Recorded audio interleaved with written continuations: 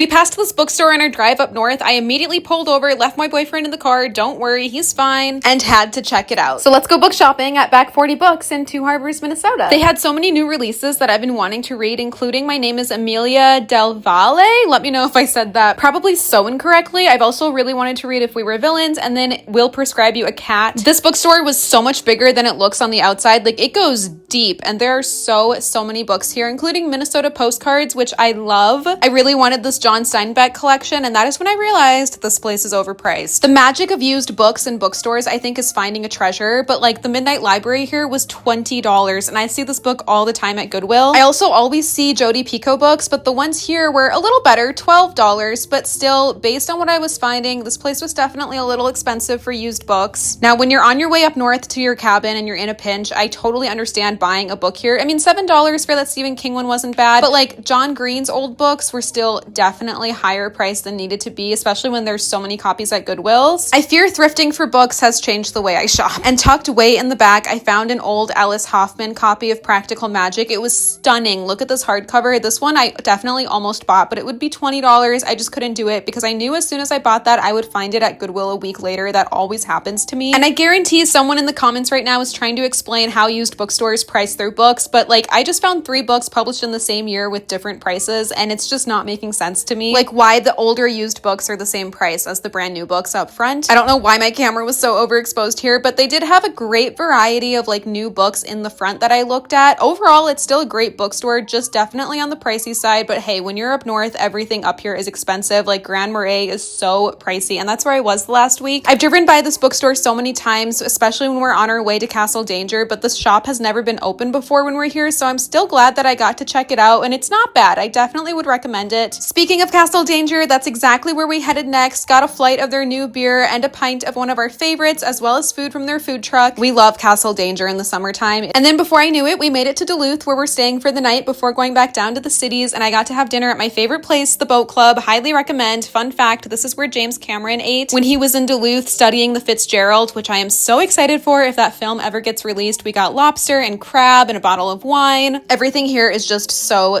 good. It was amazing. And then we ended the night by jumping into Lake Superior, which if you've never done and you're a Minnesotan, you need to do this. It was the best time. One of my favorite memories of the summer for sure. But thanks for watching this little book shopping and up north vlog. I didn't vlog anything when we were at the cabin in Grand Marais for the week, but I still wanted to capture some of Duluth and the bookstore. So thanks for watching, but I hope everyone's having an amazing summer. Bye!